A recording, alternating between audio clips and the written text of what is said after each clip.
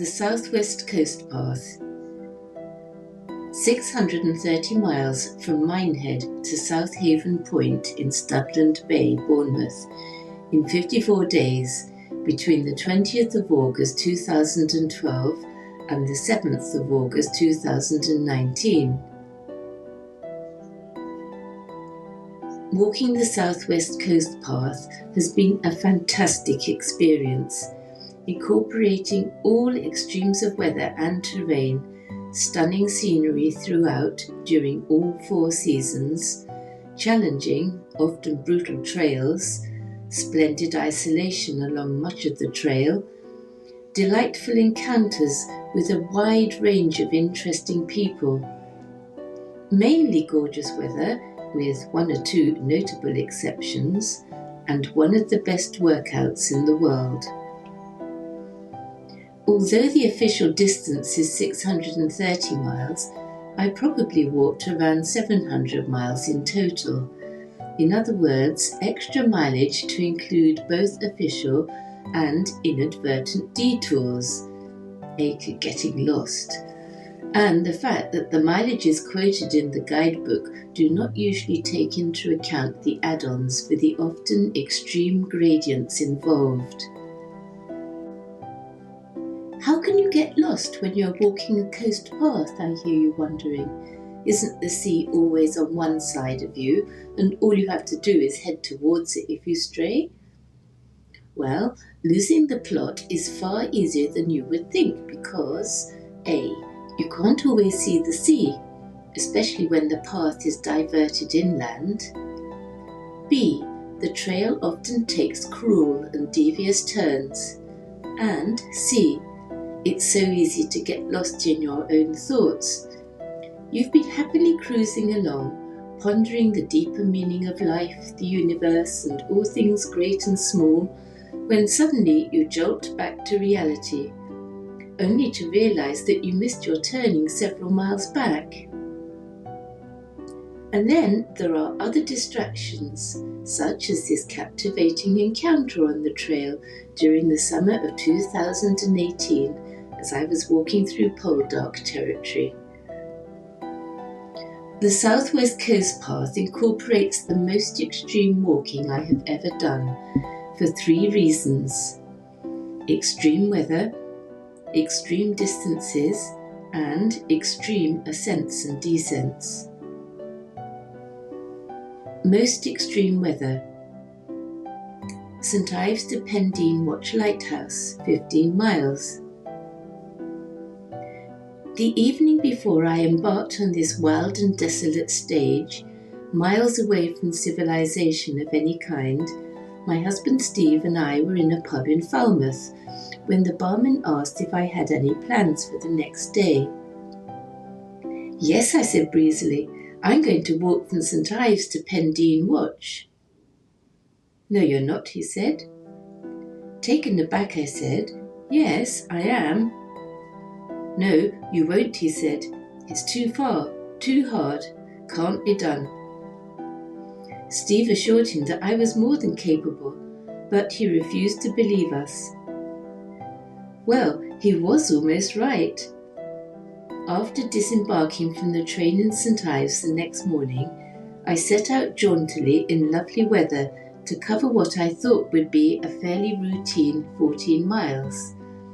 But as the day wore on, the path became progressively rockier, with huge boulders blocking the tortuous rollercoaster trail at every turn, making progress very slow. Then the rain started, gently at first, but it rapidly became torrential, making the surface underfoot slippery and treacherous. Then the mist came down, and it was almost impossible to see more than a few yards in front of my outstretched hand. I had arranged with Steve to pick me up at Pendeen Watch at 4 o'clock, but by the halfway stage I realised that I would fail dismally to achieve my ambitious prediction, and I couldn't let him know that I would be late, if I even managed to get there at all, because that part of the country has obviously never been blessed with a mobile phone signal. Then, in the middle of that bleak, deserted landscape, I met a man dressed in full army combat gear coming towards me. He told me that he was searching for a member of his unit who was suffering from severe PTSD and had gone AWOL somewhere along the coastal path. He wondered if I had seen any signs of him along the trail. Oh no, that's all I need, I thought, rather unfairly, an armed soldier with a mental health condition to contend with. I spent the next 4 miles battling the trail and the elements, worrying about what I would do if the missing soldier leapt out of the rocks brandishing his gun, or even worse, an axe. Then I heard screams coming up from the base of the cliff below me, and thought that he must have fallen over the edge. However, I was put out of my misery almost immediately when I met a lady who told me that she was on her way to meet her son and his friends who were rock climbing nearby, and that the shouting I heard was simply their way of communicating with each other while climbing in bad weather. More madmen, I thought. Who on earth would go rock climbing in this weather and in such an inhospitable place? I finally reached Pendine Watch on my last legs just after 5 o'clock, and imagine my relief when I saw Steve's ghostly figure looming out of the mist. He was equally relieved to see me staggering out of the mist. That evening, safely back in Falmouth, I secretly derived great pleasure from being able to tell the barman that he had been wrong.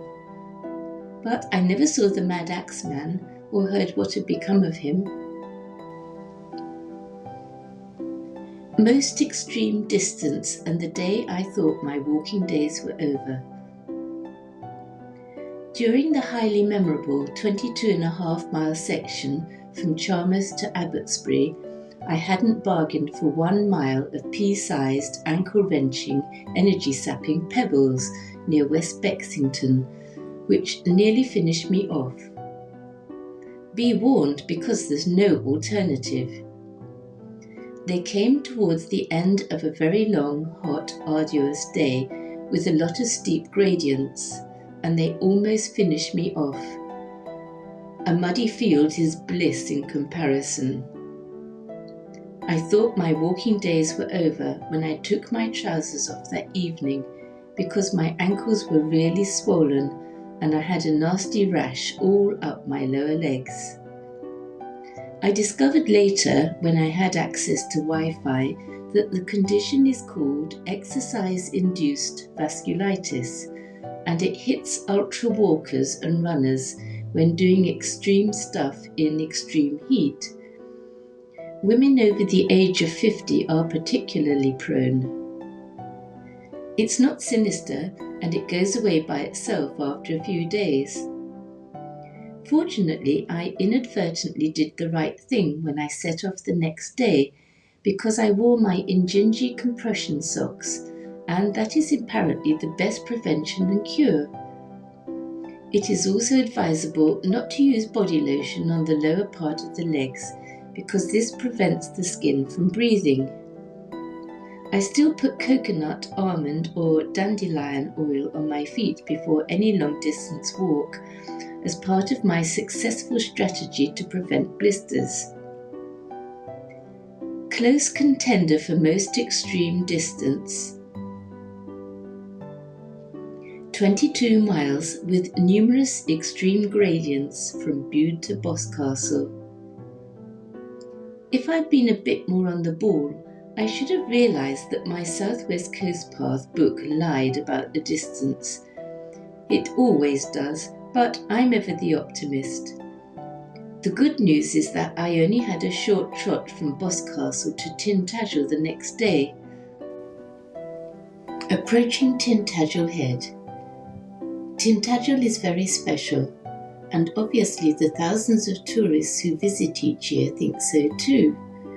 But visiting these days comes at a price, literally and also because of the crowds. When I first visited Tintagel with my father as a child back in the early 1960s, there was nothing there except the raw coastal landscape. No crowds, no visitor centres, no ice cream vans, no screaming kids. So, as lovely as it still is, I motored through pretty fast to escape the mayhem.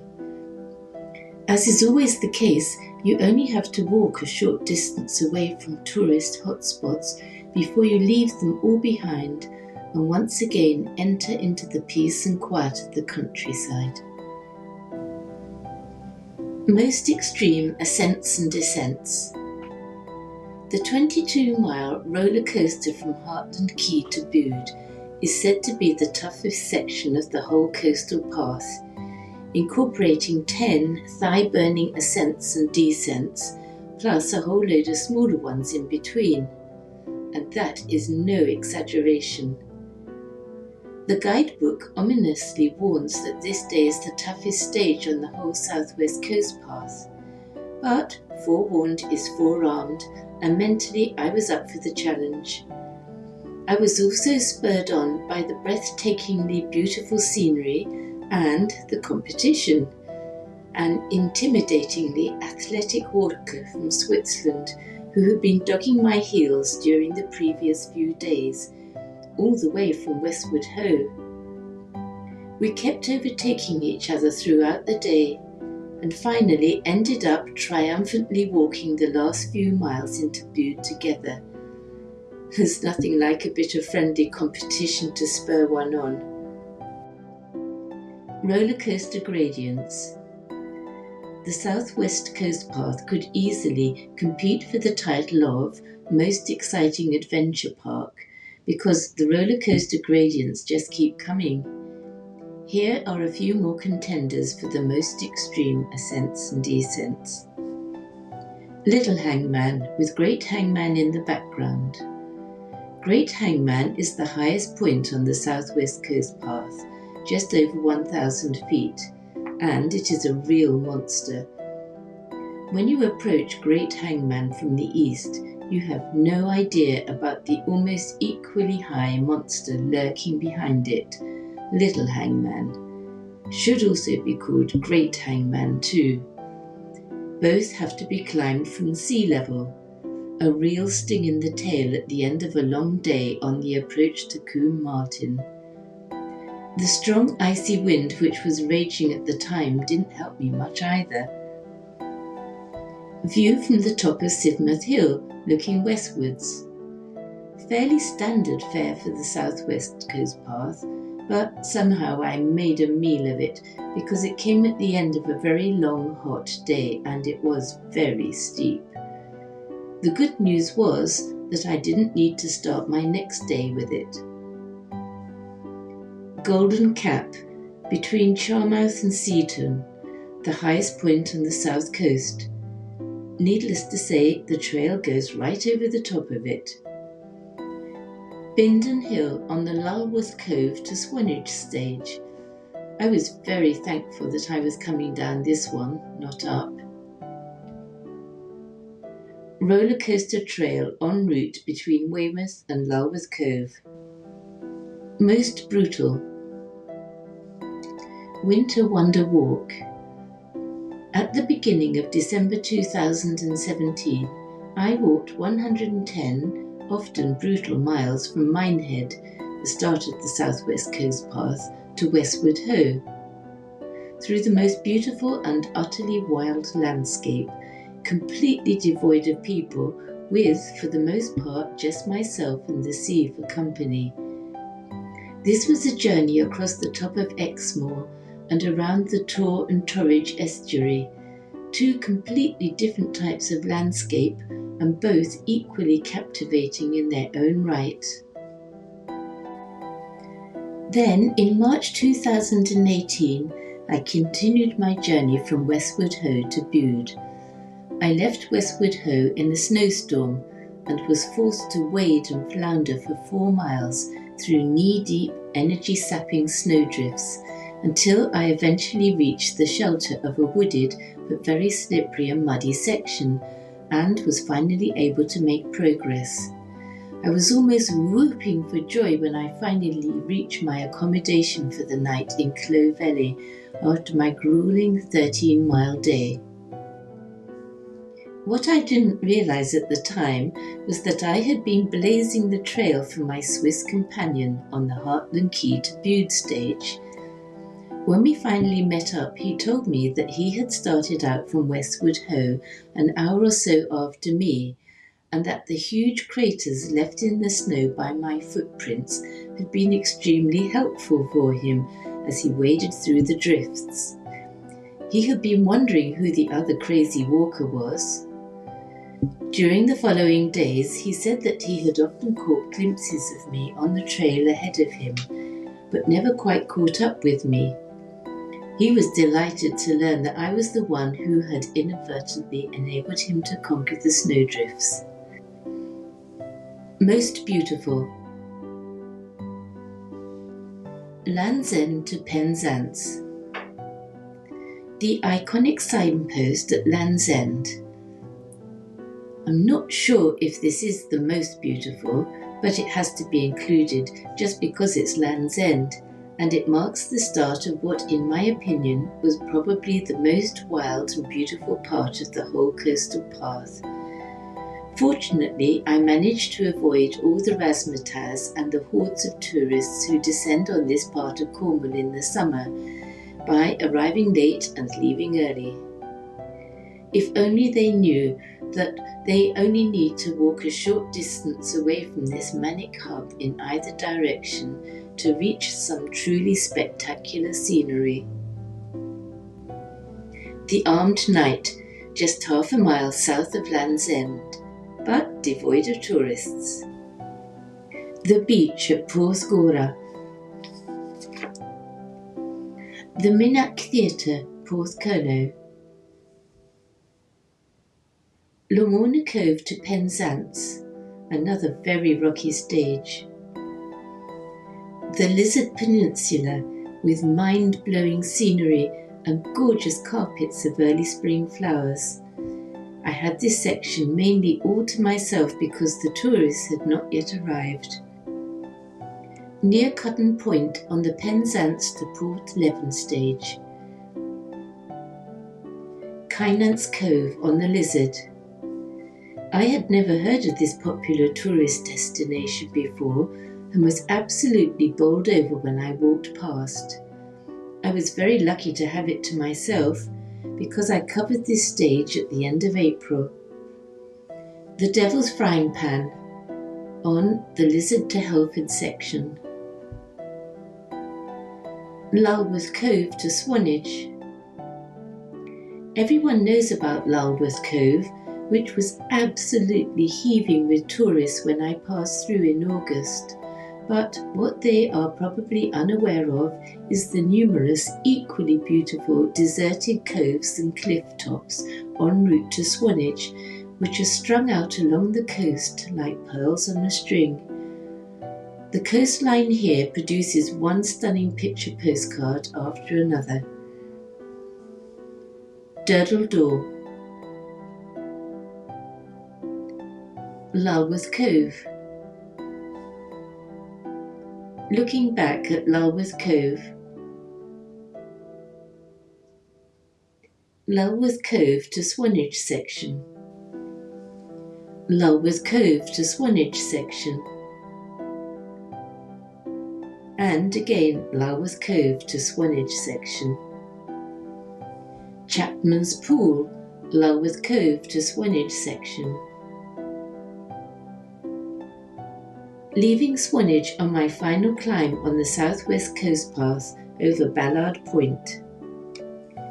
Quaint villages and charming outposts. The Bottom Ship at Porlock Weir, my B&B for the night. Clovelly. Culburn Church, said to be the smallest parish church in England. Ilfracombe. Boscastle. St Ives. Mevagissey. Polperro again. Loo. Mount Edgecombe Country Park, home to the National Camellia Collection. Pretty thatched cottage en route between Tor Cross and Dartmouth. The Dartmouth to Kingswear Ferry. The Salcombe to East Portsmouth Ferry. Salcombe. Beautiful mill house, pond and church in Swanage near my B&B. Doc Martin's house in Port Isaac. Biggest mistake. After having completed the northern section of the trail, I made the mistake of thinking that the southern part would be a stroll in the park. How wrong can one be? It was equally challenging, especially the South Dorset coast, but huge fun as well. Wild and windswept. Crossing the Salt Marsh on the approach to Porlock Weir. Plymouth to Membry section. Mort Point between Combe Martin and Woolacombe. Heartland Point. Wheel Charlotte on the Perranporth to Portreath section. Port Wrinkle to Loo section. Jurassic Coast. The undercliff between Seaton and Lyme Regis. I really felt like I was walking through Jurassic Park when I did this stage because it was hot and steamy, and it was easy to imagine dinosaurs lurking in the undergrowth. Islands. The Bidruthan Steps on the Porth Cotham to Newquay section. Calm Rocks, Holywell Bay, on the Newquay to Perranporth section, one of the famous Poldark filming locations. Godrevy Lighthouse, on the Portreath to St Ives section. Cape Cornwall, originally believed to be the most westerly point in Cornwall until the first Ordnance Survey was conducted 200 years ago. Shag Rock on the Portloo to Mevagissey section. The Mewstone, an island off Wembury Beach, which in the past has been a prison, a private home and a refuge for local smugglers. Burr Island, famed for its sea tractor, its links to Agatha Christie, its Art Deco-inspired hotel, and for being a former haunt of pirates and smugglers. Thatcher Rock in Torquay. Some locals tell their children that the rock is Neverland, where Peter Pan lives. Triassic red otter sandstone stacks at Ladram Bay between Budley Salterton and Sidmouth. Fleet Lagoon and Chesil Bank. Looking back towards Chesil Bank from the Isle of Portland. Scariest incident. I almost got shot at Fort Tregantle along the Port Wrinkle to Plymouth section. I did this stage in the opposite direction, setting off from Plymouth on a dull, drizzly day. As I approached Tregantle Fort, which is located in a pretty deserted, desolate area, I was alarmed to see that the guard posted on the wall by the gate had suddenly dropped into a prone commando-style position and was aiming his gun at me. I automatically put my hands up and walked gingerly past, praying that I didn't look like a terrorist since I was heavily shrouded in my rain gear.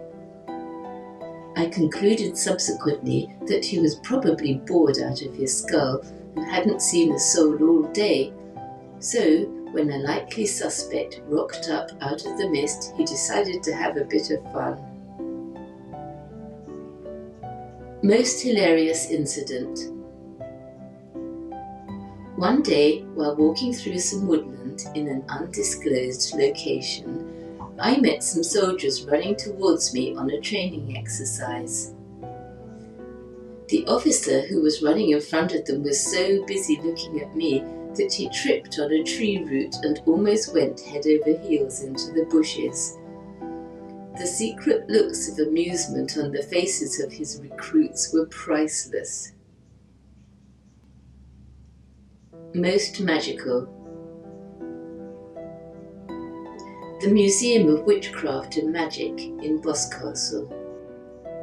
Outside the museum entrance, or is it entrance? In my natural element. St. Michael's Mount, a site of myth and legend, and bang on the Michael and Mary ley lines. Starting my ascent to Carn ley Buel, the magical spot where the Michael and Mary ley lines come in from the sea, or run out into it. I spent a lot of time there, soaking up the vibes. Carn ley Buel.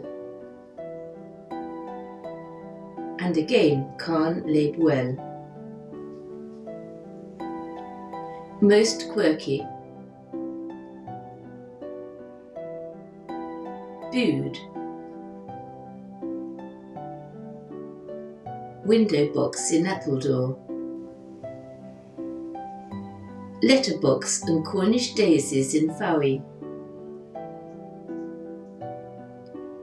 The mud maid at the Lost Gardens of Helligan, and the inspiration for my mud dragon, Embla. The Elizabethan Gardens in Plymouth. My first pebble art find near Plymouth. The door of Derry's Clock Tower in Plymouth. The Messenger outside the Theatre Royal in Plymouth. A stone rhino in Plymouth, evocative of the city's prehistoric past. One of many silverfish swimming uphill on the pavement on the path leaving Plymouth. The Shell House in Polperro. Dartmouth. Portland Stone Owl on the Isle of Portland. Stone Arch on the Isle of Portland. Great Globe, a 40-ton stone sphere just below Dalston Castle, on which the whole world has been carved. Car turntable in Dawlish, a brilliant solution if you have a small drive next to a busy main road. This memorial shelter just outside Clovelly, on the Clovelly to Hartland Quay stage, is called Angel Wings. Local brewery van in Falmouth. Flora and fauna. There is a vast abundance of beautiful wildflowers on the southwest coast path. I counted well over 150 varieties on my walks, as well as many exotic seabirds and other types of wildlife. Here are just a few examples. Seagulls just outside Port Isaac. Approaching Porthgower, bluebells and three-cornered leeks. Bluebells are an indication of ancient woodland and continue to thrive along much of the coast path in Cornwall, which used to be heavily wooded. Three-cornered leeks, a member of the allium family, contain sulfur compounds which give them their onion flavour, and when added to the diet on a regular basis, they help to reduce blood cholesterol levels act as a tonic to the digestive system, and also tonify the circulatory system.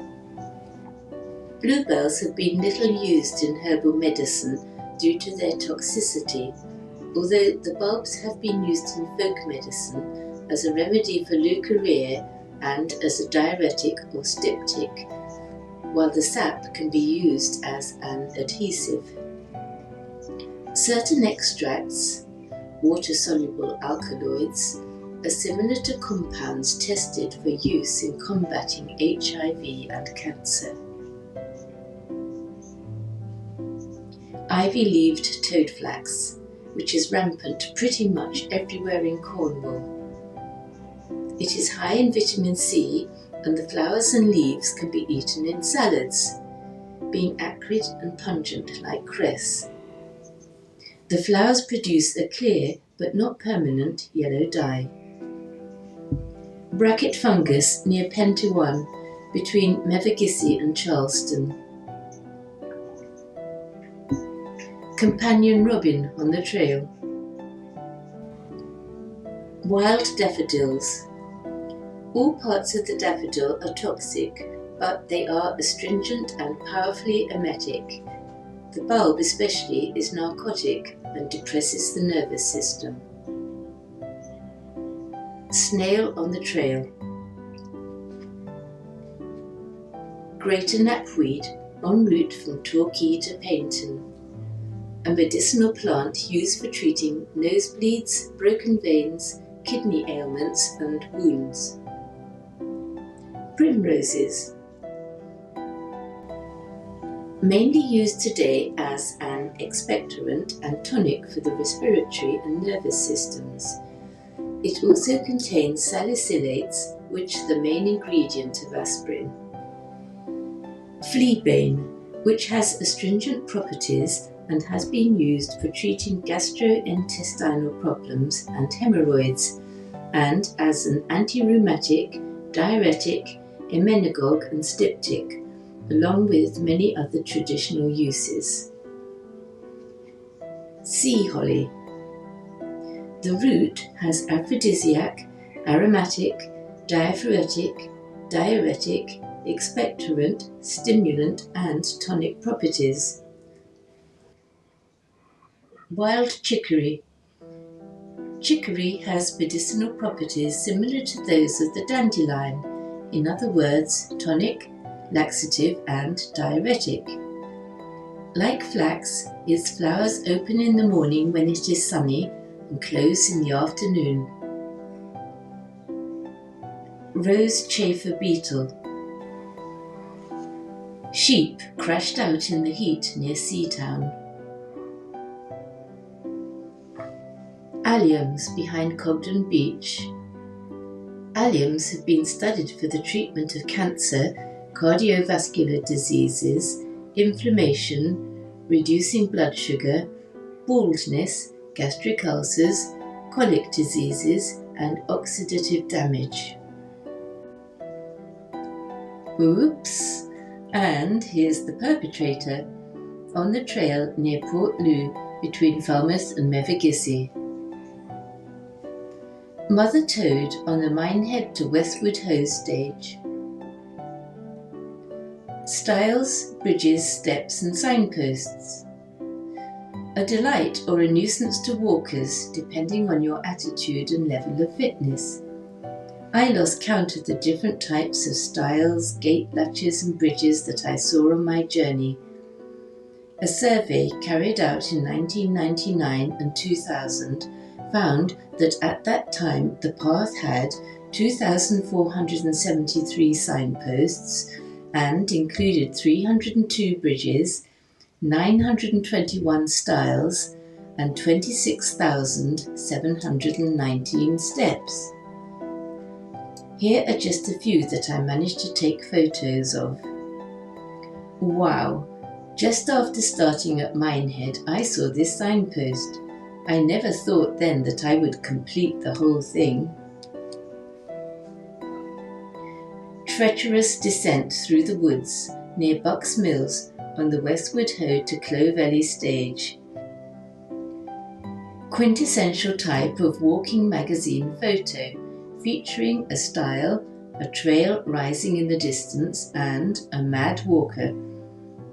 Lymouth to Combe Martin stage. Welcome Mouth on the Hartland Quay to Bude stage. Westward Ho to Bude stage. Boscastle to Tintagel stage. Entering Cornwall from Devon at Marsland Water near Morwenstow on the Hartland Quay to Bude stage. Padstow to Porthcothan stage. St Ives to Pendeen Watch stage. Stepping Stones at Penberth Cove, the fictional location of Saul Village in Poldark. Lizard Point to Helford stage. And again, Lizard Point to Helford stage. Yet again, Lizard Point to Helford stage. National Trail sign on the Helford Passage to Falmouth stage. Helford Passage to Falmouth stage. Helford Passage to Falmouth stage. And once again, Helford Passage to Falmouth stage. Groovy sandals, the height of footwear fashion on the southwest coast path. Here on the rollercoaster trail between Mevagissey and Charleston. Rocket-shaped sign on leaving Plymouth. Also seen in Plymouth. Brixham to Weymouth stage. Steep incline near Seaton.